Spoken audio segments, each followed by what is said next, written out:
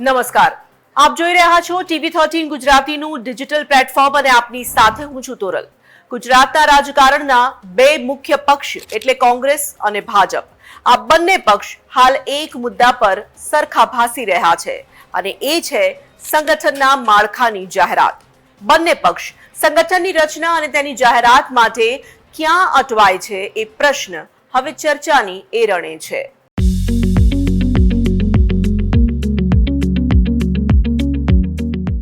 ગુજરાતના રાજકારણમાં બે મુખ્ય પક્ષ અત્યારે જોવા જઈએ તો જનતાની સામે સક્રિય તો જોવા મળી રહ્યા છે, પણ કંઈક તો એવું થઈ રહ્યું છે કે તેમની પક્ષની કામગીરી પર અસર પાડી રહ્યું છે અને એ છે પક્ષમાં સંગઠનની રચનાની કામગીરી।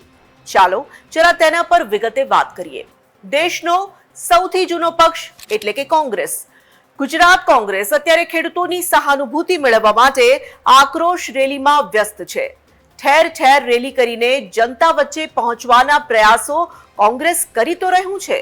ક્યાંક જનતાનો સારો તો ક્યાંક જનતાનો મોડો પ્રતિસાદ પણ જોવા મળી રહ્યો છે। સામાન્ય રીતે કહેવામાં આવતું હોય છે કે કોંગ્રેસના નેતાઓ રોડ પર નીકળતા નથી અને જનતાની વચ્ચે જતા નથી। કોંગ્રેસ આ મેણું ભાંગવા મથી રહ્યું હોય તેમ લાગી રહ્યું છે અને કોંગ્રેસ પ્રદેશ પ્રમુખ અમિત ચાવડાની આગેવાનીમાં આ આક્રોશ યાત્રા યોજાઈ રહી છે। પણ વાત જાણે એમ છે કે અમિત ચાવડાને શક્તિસિંહ ગોહિલના રાજીનામા બાદ પ્રદેશ પ્રમુખ ફરી એકવાર બનાવવામાં આવ્યા, તેને પણ ખાસો સમય પસાર થઈ ચૂક્યો છે, પણ હજી કોંગ્રેસ તેના સંગઠનની રચના કરી શકી નથી। જોકે કોંગ્રેસે તો શક્તિસિંહ ગોહિલના આખા કાર્યકાળ દરમિયાન જ સંગઠનની રચના જ થઈ નથી, તો હવે અમિત ચાવડાના પ્રદેશ પ્રમુખ બન્યા બાદ સંગઠનની રચના કરવામાં આવશે કે કેમ તે પણ પ્રશ્ન તો છે જ છે। સ્થાનિક સ્વરાજની ચૂંટણી પહેલા તમામ ગુજરાત કોંગ્રેસના નેતાઓ કોંગ્રેસ પ્રભુત્વ ધરાવતા વિસ્તારોમાં જનસંપર્ક કરવામાં વ્યસ્ત તો છે જ, પણ સંગઠનની કામગીરી વગર જનતા સુધી કોંગ્રેસ કેમ પહોંચી શકશે તે વણ ઉકેલાયેલો સવાલ છે। એનો જવાબ કોંગ્રેસ પાસે પણ નથી લાગતો।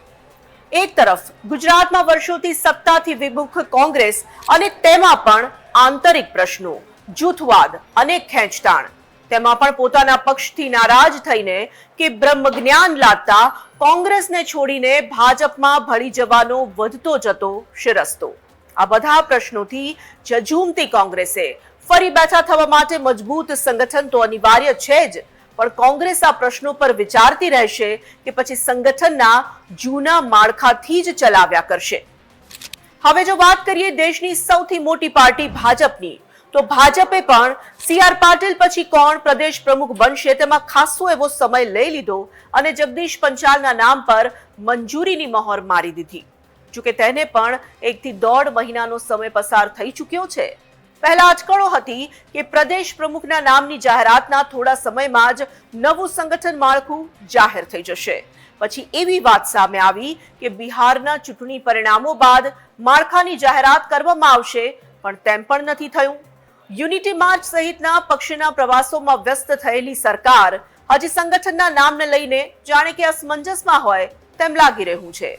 બિહારના જે પણ પરિણામો આવ્યા હોય તે પણ ગુજરાતમાં આટલા વર્ષોથી સતત સત્તાને કારણે અને ઘણા કારણોસર એન્ટી ઇન્કમ્બન્સીની અસર છે તેને ન નકારી શકાય। કોંગ્રેસમાંથી આવીને ભાજપમાં ભળેલા અને સારું એવું સ્થાન પ્રાપ્ત કરી ચૂકેલા નવા નેતાઓને કારણે અને તેમાં પણ નવા મંત્રીમંડળમાં નવા નામ આવ્યા બાદ ખેંચતાણ અને નારાજગી ભલે સપાટીએ ઓછી આવે તો પણ વધી છે, તેને પણ નકારી ન જ શકાય। આ બધા પ્રશ્નોની સાથે જ પાલિકા પંચાયતની ચૂંટણી પણ માથે તો આવી જ છે, તો આ અસરો ચૂંટણીમાં ન વર્તાય તેના માટે સંગઠનની બાબતે માંધાતા ગણાતી પાર્ટીએ નવા સંગઠનની રચના કરી દેવી પણ અનિવાર્ય તો બની જ છે। હમણાં રાષ્ટ્રીય સંગઠન મહામંત્રી BL સંતોષ 2 દિવસ ગુજરાતની મુલાકાતે આવ્યા હતા, ત્યારે આ બધી જ પરિસ્થિતિને તેમણે ભાંપી જ લીધી હશે। તેમની સ્વર્ગીય વિજય રૂપાણીના નિવાસ સ્થાને અંજલિ રૂપાણી સાથેની મુલાકાતે પણ ચર્ચાઓને વેગ આપ્યો હતો, પણ એ મુદ્દાને આપણે હાલ ન પણ ચર્ચીએ તો સવાલ એ છે કે કેપ્ટન નવા જાહેર થઈ ગયા તો તેમની ટીમ ક્યારે નક્કી કરશે પક્ષ, તે ચર્ચાની એરણે ચડેલો મુદ્દો છે। થોડા સમયમાં 2025નું વર્ષ પૂર્ણ થશે અને 2027ની ચૂંટણીને આડે માત્ર 1 વર્ષ રહેશે અને વળી પાલિકા પંચાયતની ચૂંટણી તો સાવ નજીક છે તે વાતને ધ્યાને લઈને પણ નવા સંગઠન માળખાની જાહેરાત થાય તો પક્ષ માટે તો સારું છે જ અને અનેક નેતાઓ માટે પણ એ જાહેરાત મહત્વની રહેશે, એ પણ એટલું જ દીવા જેવું સાફ છે.